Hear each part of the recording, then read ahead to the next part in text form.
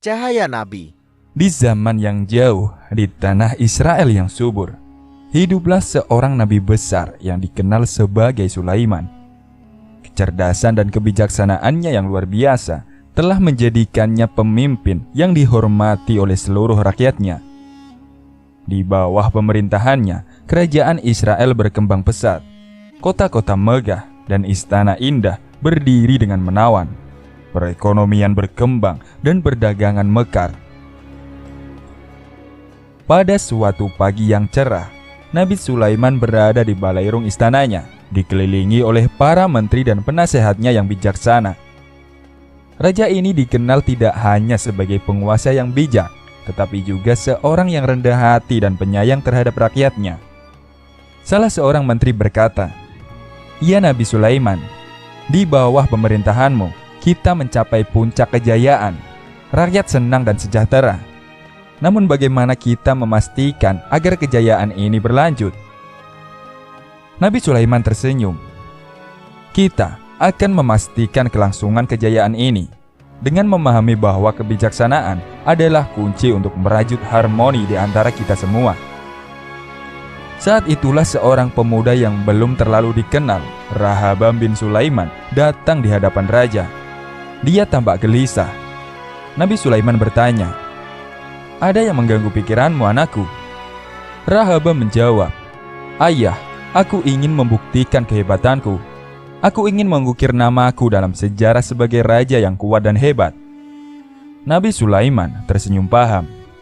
"Ambisimu adalah hal baik, Rahabam. Tetapi ingatlah bahwa kekuatan sejati bukan hanya diperoleh melalui kekuatan militer, tetapi juga dengan bijaksana dan pemahaman." Rahabam berpikir sejenak, lalu berkata, "Ayah, apa ada cara yang lebih baik untuk menunjukkan kekuatan kita kepada dunia?" Nabi Sulaiman menjawab, "Ada anakku, yakni dengan kebijaksanaan. Kita dapat menjaga perdamaian, membangun persatuan di antara rakyat kita, dan menjadikan Israel tempat yang aman dan sejahtera." Dialog ini mencerminkan awal dari kisah Rahabam dan menggambarkan konflik internalnya yang akan mempengaruhi nasib kerajaan. Keberhasilan dan kebijaksanaan Nabi Sulaiman menjadi landasan penting dalam cerita ini. Waktu terus berlalu dan Rahabam tumbuh menjadi pemuda yang tampan dan kuat. Dia rajin belajar dan memiliki ambisi besar untuk melampaui kejayaan ayah dan kakeknya, Nabi Sulaiman dan Nabi Daud. Namun semakin Rahabam tumbuh dewasa, semakin jelas terlihat perbedaan antara dirinya dan ayahnya dalam hal kepribadian dan pendekatan. Suatu hari, para menteri dan penasehat kerajaan berkumpul di istana. Mereka datang dengan permintaan dari rakyat. Seorang penasehat senior, Ahijah, dengan lembut menyampaikan keinginan rakyat itu. "Wahai Raja Rahabam, rakyatmu merindukan keringanan dalam pajak dan beban yang kami pikul. Mereka ingin merasakan kemudahan hidup di bawah pemerintahanmu." Rahabam diam sejenak mencerna permintaan tersebut. Ambisi menggebu-gebu di dalam dirinya, dan dia ingin menunjukkan kekuatan kekuasaannya. Dia berbalik kepada para penasehatnya yang lebih muda dan bertanya, "Apa pendapat kalian?" Seorang penasehat muda bernama Yarubam dengan berani berkata, "Raja, jika kau memenuhi permintaan rakyat ini, kau akan memenangkan hati mereka. Mereka akan melihatmu sebagai penguasa yang penyayang." Namun, penasihat lain yang lebih keras, Adoniram, berpendapat sebaliknya. "Raja, menuruti permintaan ini akan menunjukkan bahwa kau adalah raja yang lemah. Biarkan rakyat tahu bahwa kita tidak akan mentolerir ketidaktaatan." Pikiran Rahabam terpecah dalam memutuskan. Ia merasa dilema antara ambisi untuk menjadi raja yang kuat dan dorongan untuk memenangkan hati rakyatnya. Akhirnya, dia menjawab dengan bangga, "Kalian pikir ayahku berat? Kalian belum melihat apa itu berat. Aku akan menjadikan pajak dan beban kalian lebih berat lagi." Para penasehat dan menteri terkejut mendengar keputusan Rahabam. Berita ini cepat menyebar ke seluruh kerajaan, dan rakyat mulai merasa kecewa dan marah. Ambisi yang tidak terkendali dan ketidakbijaksanaan dalam pengambilan keputusan Rehabam ini dapat membawa konsekuensi yang merugikan. Rehabam dengan pilihan yang kurang bijak telah membuka jalan menuju perpecahan kerajaan. Ketidakpuasan rakyat semakin menjadi-jadi. Mereka merasa diperlakukan dengan kejam oleh raja mereka sendiri.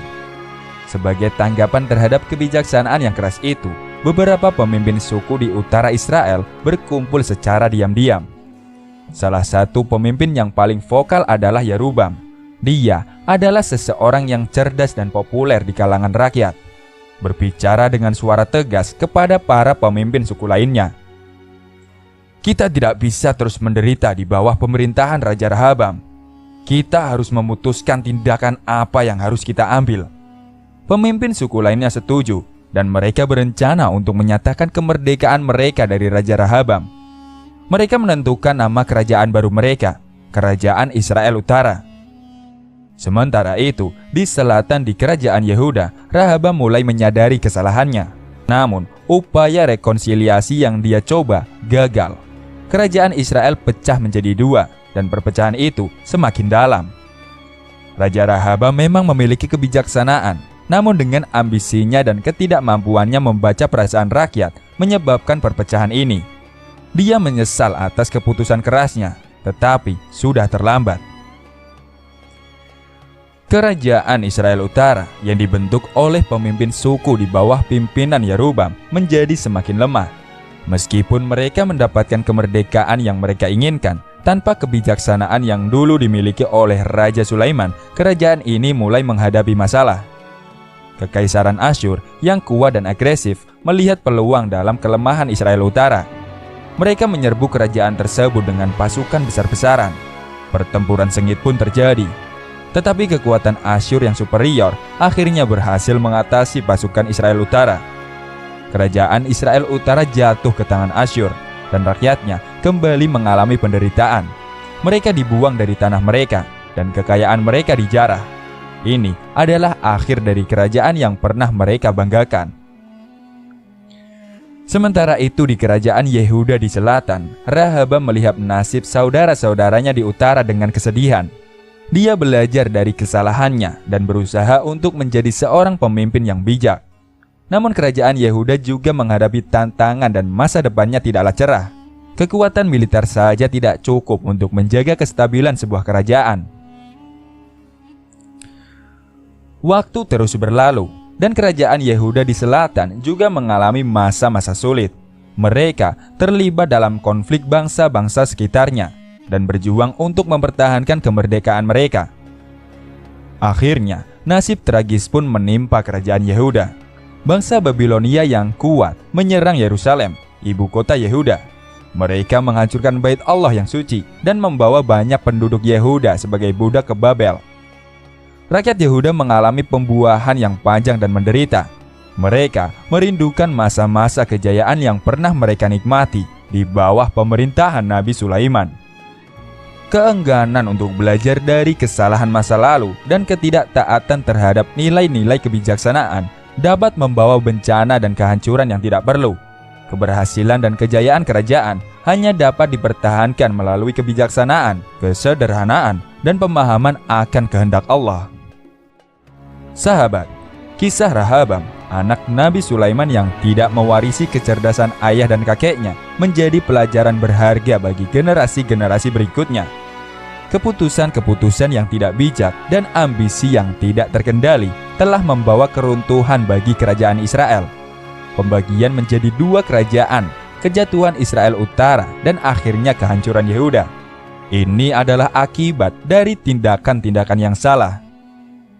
Kisah ini mengajarkan kita bahwa kebijaksanaan, kesederhanaan, dan pemahaman akan kehendak Allah adalah kunci untuk merajut harmoni dalam suatu kerajaan. Pemimpin yang bijaksana harus mendengarkan suara rakyatnya, memahami kebutuhan mereka, dan bertindak dengan empati. Sekian, wallahu a'lam bishawab. Wassalamualaikum warahmatullahi wabarakatuh.